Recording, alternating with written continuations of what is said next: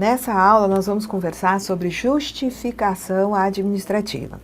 O artigo 108 da Lei 8.213, ele diz que, mediante justificação processada, perante a Previdência Social, observado o disposto no parágrafo 3º do artigo 55 e na forma estabelecida no regulamento, poderá ser suprida a falta de documento ou provado ato de interesse de beneficiário ou empresa, salvo no que se refere a registro público. Então, ninguém vai poder provar idade com justificação administrativa, porque a idade depende para a comprovação de registro público. Ninguém pode provar casamento civil mediante justificação administrativa, porque precisa apresentar a certidão de casamento civil, um registro público. Muito bem. No regulamento, nós temos um capítulo tratando da justificação administrativa e começam as disposições no artigo 142. A justificação administrativa, ela é um recurso esse utilizado para suprir a falta ou insuficiência de documento ou produzir prova de fato ou circunstância de interesse dos beneficiários perante a Previdência. Então, o indivíduo, ele quer comprovar, a união estável, tá? Ele quer comprovar a união estável, mas ele não tem aquele conjunto de 3 provas, ele tem pelo menos uma prova. Aquela apresentação de prova não é suficiente, para provar uma circunstância de seu interesse. Ele vai ter o seu pleito de reivindicar uma pensão na condição de companheiro indeferido e daí ele vai poder, na sequência, entrar com uma justificação administrativa. Tendo em vista a insuficiência de prova, ele tem aquele início de prova material, pode apresentar testemunhas que vão ser ouvidas pela Previdência, tá? E isso é o procedimento da justificação administrativa, tá? Não se admite justificação administrativa, então não se admite a justificação quando o fato a comprovar exigir registro público de casamento, de idade, óbito ou qualquer ato jurídico para o qual a lei prescreva forma especial. O processo de justificação administrativa, ele é sempre parte de processo antecedente, vedada a tramitação na condição de processo autônomo. A justificação administrativa ou judicial, no caso de prova de tempo de contribuição, dependência econômica, identidade, relação de parentesco, somente produzirá efeito quando baseada em início de prova material, não sendo admitida prova exclusivamente testemunhal. Só que aí, tem uma ressalva. Quando é prova exigida pelo artigo 62, de tempo de contribuição, de tempo de serviço para ser considerado como tempo de contribuição, é dispensado o início de prova material na justificação quando houver ocorrência de motivo de força maior ou caso fortuito. E o que é motivo de força maior ou caso fortuito? Quando se verificar a ocorrência notória, tal como incêndio, inundação, desmoronamento, que tenha atingido a empresa na qual o segurado alegue ter trabalhado, devendo essa ocorrência ser comprovada mediante registro de ocorrência policial feito em época própria ou mediante a apresentação de documentos contemporâneos dos fatos e verificada também a correlação entre a atividade da empresa e a profissão do segurado. Se a empresa não estiver mais em atividade, o interessado vai juntar prova oficial de sua existência no período em que pretende comprovar que ele trabalhou lá. No caso do segurado, empregado doméstico e contribuinte individual, após ser homologada a justificação administrativa, o processo vai ser encaminhado ao setor competente para a arrecadação das contribuições, para levantar e cobrar o crédito, tendo em vista que a pessoa comprovou que exercia atividade numa dada época, não existem contribuições para aquele período, vão ser exigidas as contribuições. A homologação agora de justificação judicial processada com base em prova exclusivamente testemunhal dispensa a justificação administrativa se complementada com início razoável de prova material. Muitas vezes, quando uma pessoa tem o seu pedido de benefício indeferido, a sua condição de companheiro ou companheira, a comprovação de dependência econômica, enfim, né, não é reconhecida essa situação que ele quer provar perante a Previdência, a pessoa entra na Justiça. Entra na Justiça com uma justificação judicial. Se essa justificação foi processada só com base em provas testemunhais, vai ter que ter a justificação administrativa. Mas se foi uma justificação judicial, tá, que tenha, né, pelo menos um início de prova material como, né, base, aí a Previdência aceita, mesmo sem, né, tendo só testemunhas e aquele início de prova material, tá? Para processar justificação administrativa, o segurado ele tem que apresentar um requerimento expondo de forma clara, detalhada, o que ele quer justificar, indicando testemunhas idôneas que vão ser de número não inferior a 3 nem superior a 6. Então, entre 3 e 6 testemunhas, cujos depoimentos possam levar à convicção da veracidade daquilo que ele quer comprovar. Essas testemunhas, entre 3 e 6 testemunhas, em dia e hora marcado, elas vão ser inquiridas a respeito dos pontos que forem objeto da justificação e o processo, depois de concluído, vai para a autoridade que designou aquele servidor para fazer a justificação administrativa. E essa autoridade tem a competência para homologar ou não a justificação realizada.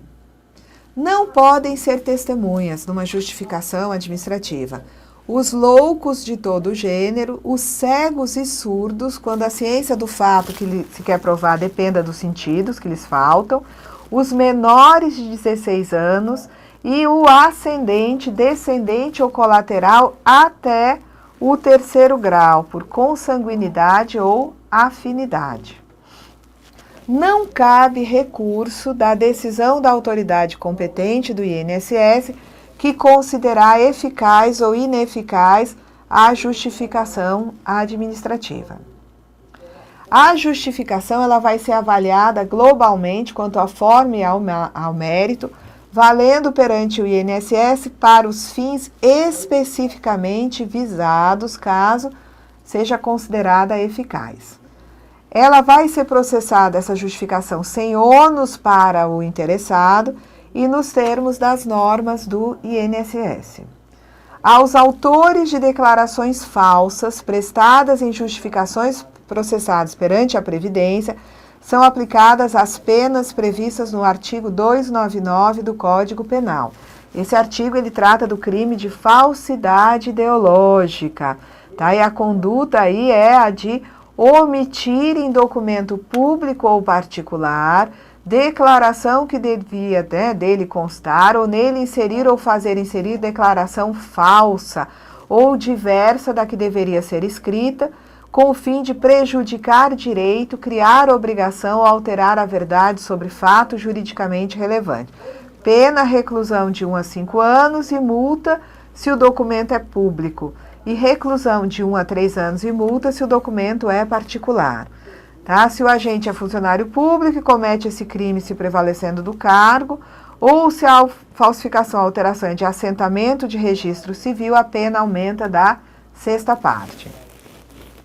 Somente será admitido o processamento de justificação administrativa na hipótese de ficar evidenciada a inexistência de outro meio capaz de configurar a verdade do fato alegado e o início de prova material apresentado levar à convicção daquilo que se pretende comprovar.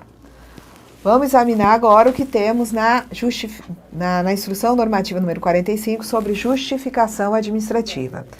O artigo 596 da Instrução Normativa diz que a justificação ela é um procedimento destinado a suprir a falta de documento ou fazer prova de fato ou circunstância de interesse do beneficiário perante o INSS.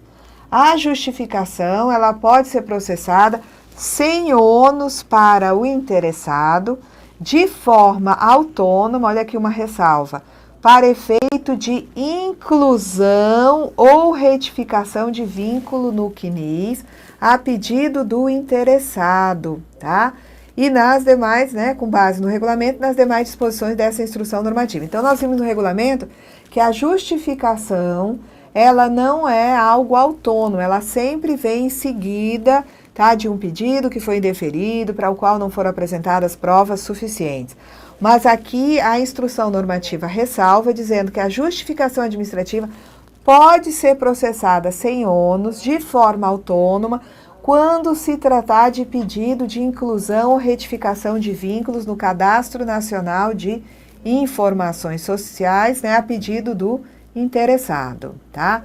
Quando a concessão do benefício depender de documento ou de prova, de ato dos quais o segurado, tá, não tem acesso, exceto no que se refere àqueles, né, que exigem registro público ou início de prova material, vai ser oportunizada, quando cabível, nos termos da lei, a justificação administrativa ou realizada a perícia social, ok?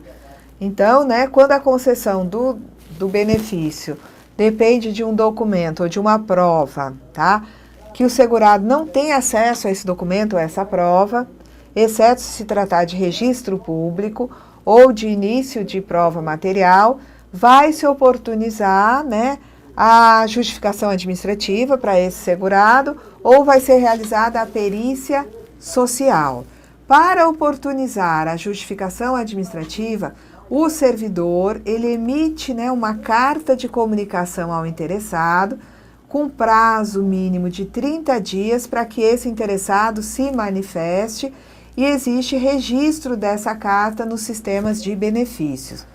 O pedido administrativo de benefício não é indeferido enquanto não estiverem definitivamente concluídos os procedimentos de justificação administrativa ou de perícia social.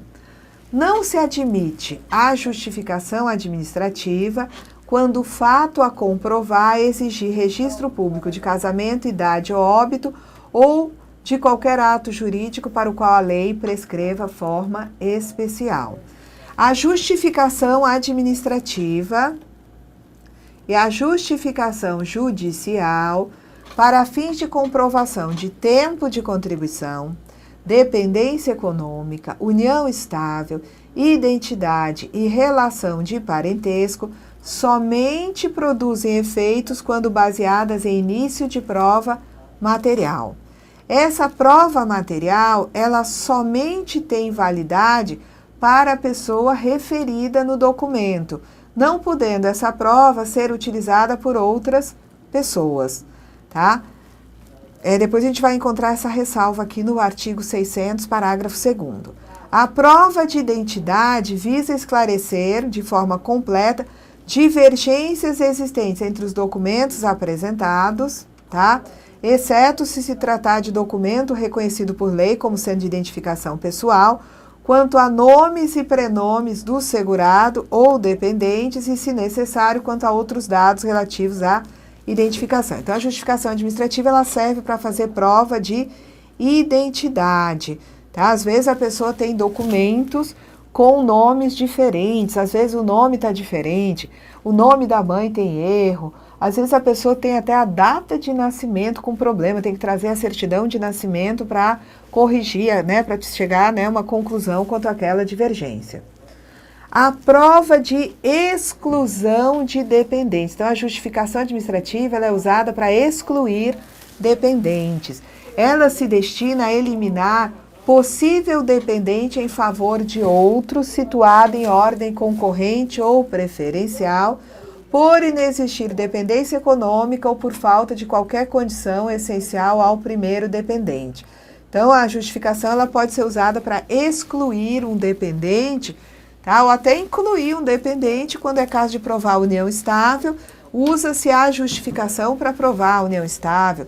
tá? Para provar a dependência econômica, tá?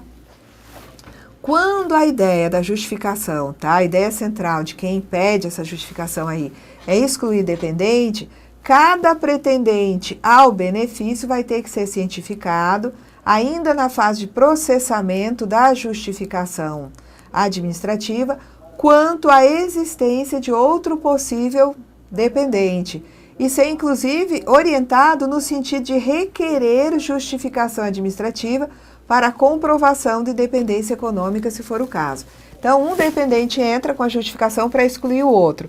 Esse outro, ele é cientificado e até orientado a entrar com uma justificação administrativa, no sentido de que nessa justificação ele peça para o outro comprovar a dependência econômica. Sempre que o dependente a excluir for menor, a justificação administrativa ela só pode ser feita se ele estiver representado devidamente ou assistido por um tutor. Tá? Nesse caso, né, de dependente a excluir menor, em razão da concorrência de interesses, o representante legal desse menor não pode ser a pessoa que vai ser beneficiada com a exclusão dessa criança ou desse adolescente. Hipótese em que não cabe processamento de justificação administrativa, devendo o interessado fazer a prova perante o juiz de direito competente. Então, se existe uma criança e uma pessoa, tá, que tem vínculo com essa criança, que vai ser o representante da criança, numa justificação administrativa em que ele, representante, quer excluir aquela criança como dependente, não pode ser feita a justificação administrativa. A justificação para provas subsidiárias de filiação, maternidade, paternidade, qualidade de irmão, é sempre complementação de prova documental não suficiente, já exibida, mas que representa um conjunto de elementos de convicção, tá? Então, já foi exibida uma prova material. Essa prova material inicialmente apresentada não conseguiu, né, convencer os servidores do INSS. Então, né, a justificação ela é usada, né, para que sejam apresentadas provas subsidiárias e seja formado um conjunto de elementos de convicção, tá? Quando se trata de prova de tempo de serviço considerado como tempo de contribuição, nós já vimos que existe dispensa de início de prova material quando houver ocorrência de motivo de força maior ou caso fortuito, tá? Que seriam, né,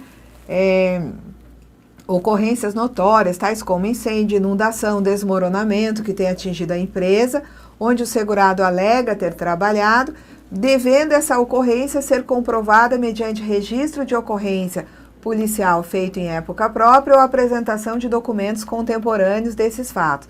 E tem que ser verificada a correlação entre a atividade da empresa e a profissão do segurado.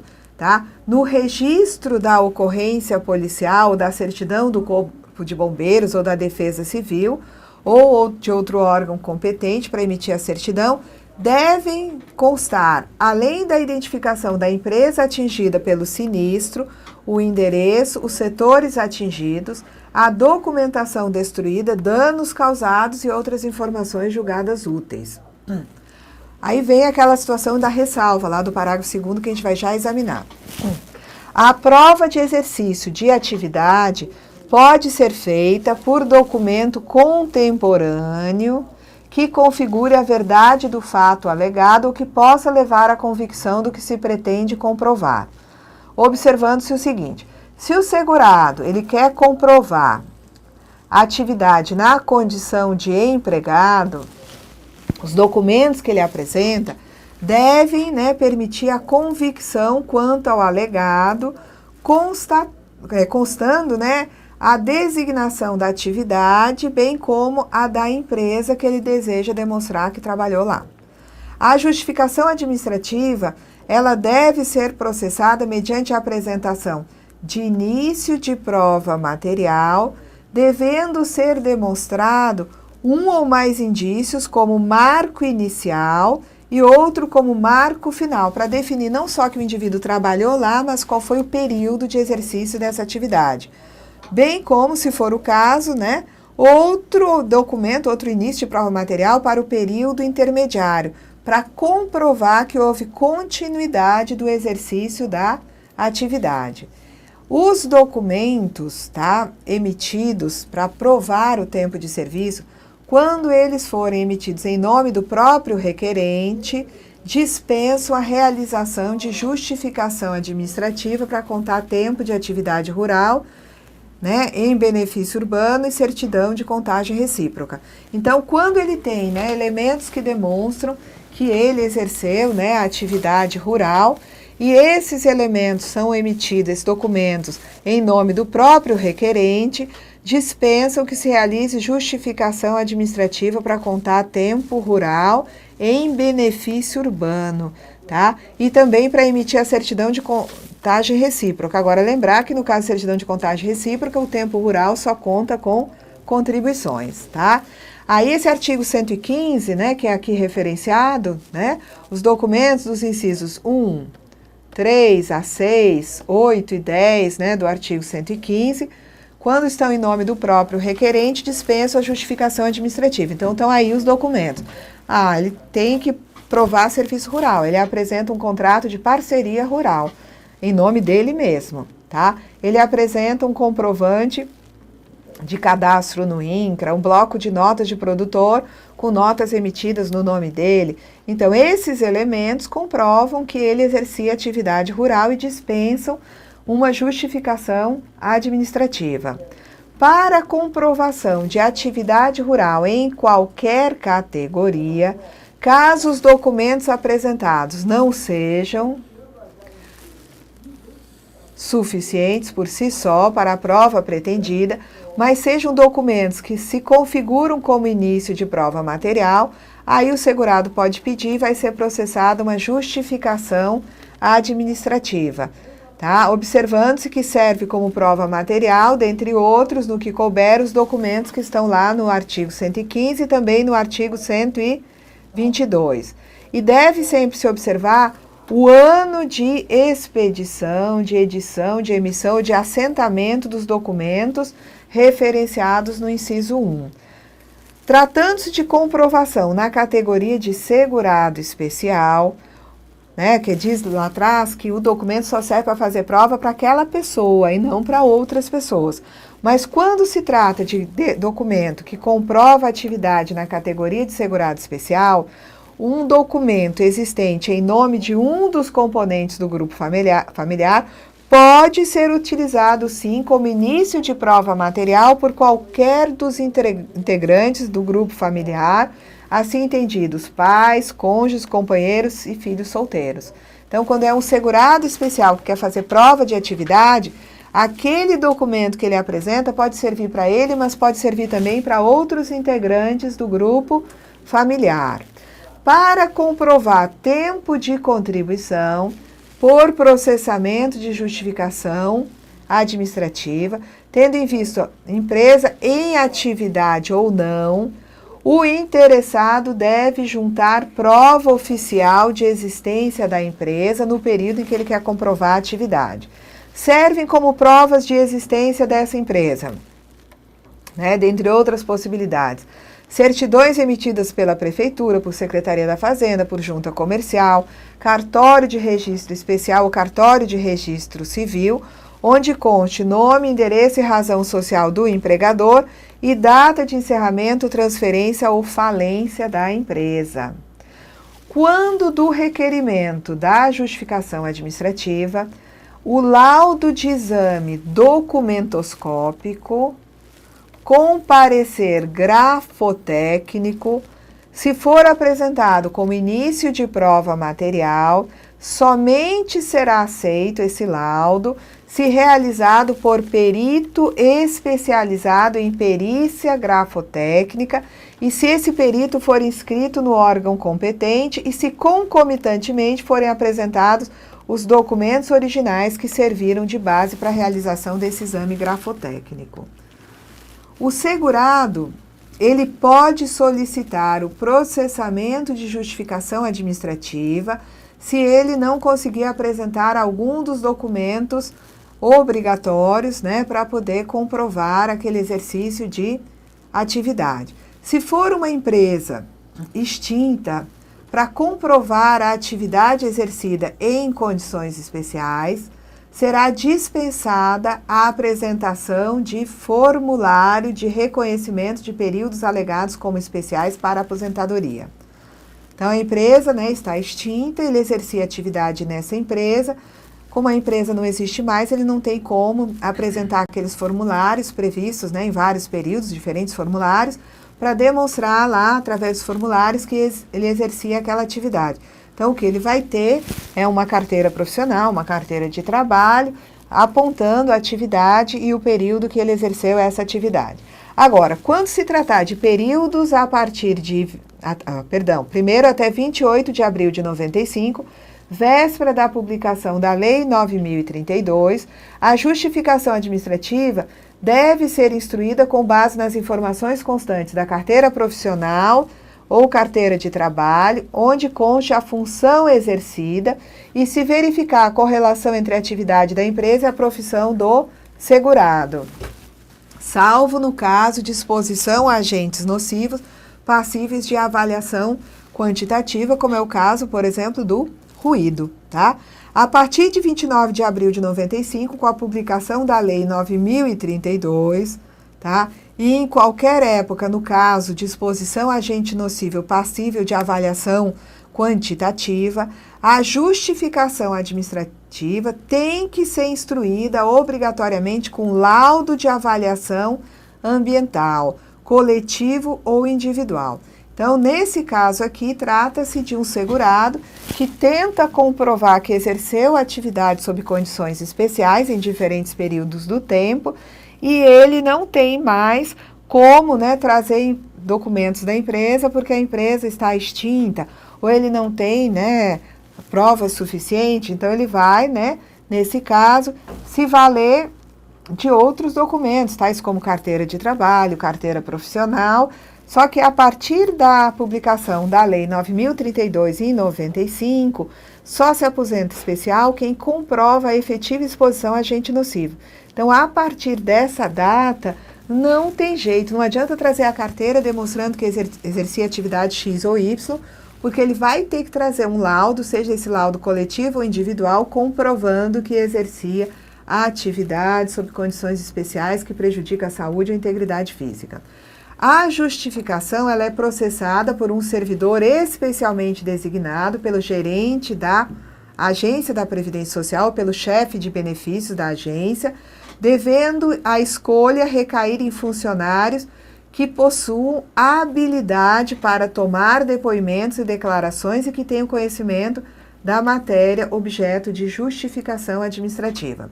As testemunhas indicadas pelo interessado, né, em número não inferior a 3 nem superior a 6, têm que ser ouvidas separadamente, de modo que o depoimento de uma nunca seja presenciado ou ouvido por outra. Essas testemunhas têm que ser advertidas das penas previstas lá no artigo 299 do Código Penal para o falso testemunho, devendo o processante, o servidor que está processando essa justificação, ler em voz alta o teor do artigo 299, tá? Que é esse aqui que nós já vimos, que trata do crime contra a fé pública, né? Esse título aqui, nesse artigo especialmente do crime de falsidade ideológica. Então, né, o crime está dentro deste título dos crimes contra a fé pública. As testemunhas, elas são indagadas a respeito dos pontos que foram objeto de justificação, né, no mesmo dia e hora marcada, tá, quando forem ouvidas na mesma unidade orgânica, e o justificante, ele é obrigado a pessoa que está querendo, né, se beneficiar daquela justificação, ele tem que estar presente na oitiva das testemunhas, tá? Vamos lá.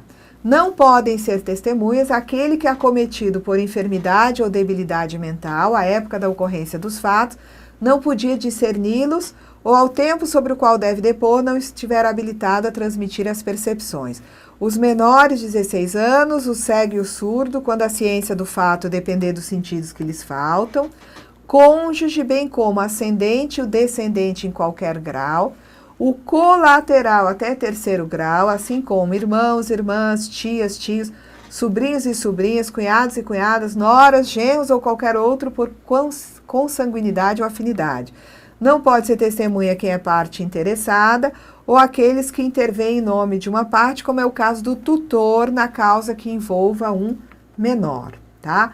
Para comprovar tempo de serviço, a testemunha deve ser preferencialmente colega de trabalho da época em que o requerente exerceu a atividade alegada ou então o seu ex-patrão.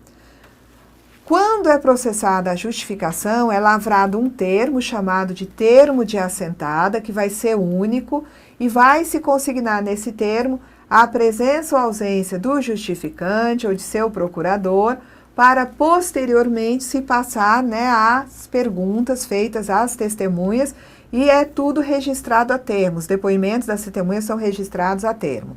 O processante, ele pode tomar depoimento do justificante para esclarecimento sobre fatos colhidos no processamento da justificação administrativa. O requerimento apresentado pelo interessado, contendo de forma clara e minuciosa os pontos que pretende justificar, é lido em voz alta para que a testemunha ou depoente possam se inteirar do conteúdo do processo. Desses termos de depoimento, né, que vão fazer parte aí da justificação, tem que constar a qualificação da testemunha com nome completo, nacionalidade, naturalidade, estado civil, tudo isso deve constar dos termos de depoimento.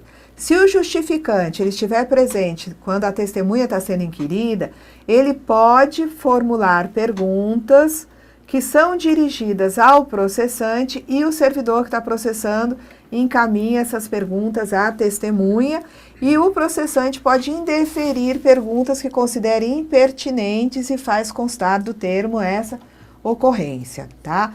Quando termina a oitiva de cada depoente, o termo é lido em voz alta pelo processante ou pelo próprio depoente e é colhida a assinatura daquela pessoa que depois, tá? A do justificante ou de seu procurador, se presentes, e a do servidor processante, que devem rubricar todas as folhas desse depoimento. Se o depoente não for alfabetizado, deverá, em lugar da assinatura, colocar a impressão digital na presença de duas testemunhas.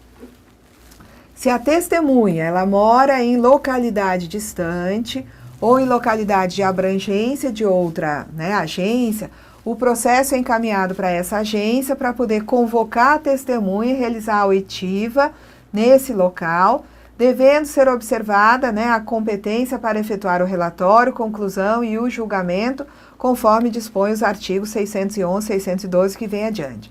A pedido do justificante, a escuta, né, a oitiva dessa testemunha que reside em localidade pertencente a outra jurisdição pode ser feita na agência onde foi, né, requerida a justificação administrativa, salvo se a autoridade julgar inconveniente em razão do assunto que se pretende comprovar. E aí vocês vão ter ainda, tá, outros dispositivos que vocês podem examinar aí sobre, né, justificação administrativa, tá? Nós vamos, tá, interromper aqui, vocês vão ter esses slides disponíveis. Caso surjam, né, dúvidas, vocês podem mandar para, né, o e-mail, colocar no Tira Dúvidas, tá certo? Então, até a nossa próxima aula.